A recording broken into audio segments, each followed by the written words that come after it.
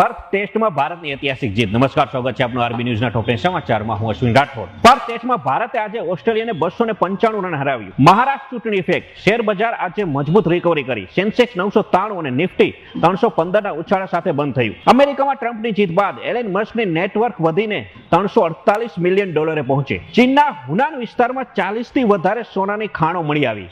અંદાજે ₹7 લાખ કરોડનું સોનું હોવાનો અંદાજ। પાકિસ્તાનમાં ચાલી રહેલું વિરોધ પ્રદર્શન બન્યું હિંસક। ઇમરાન ખાનના 4000 થી વધુ સમર્થકોની થઈ ધરપકડ। ભારતે અમેરિકાની $300 બિલિયન ક્લાઇમેટ ચેન્જ ફાઇનાન્સ ડીલને નકારી કાઢી છે। યુક્રેન દ્વારા કરવામાં આવેલા હુમલામાં ઉત્તર કોરિયાના 500 સૈનિકોના મોત થતા રશિયા અકળાયું। હિઝબુલ્લાએ ઇઝરાયલ પર છોડ્યા 250 થી વધુ રોકેટ।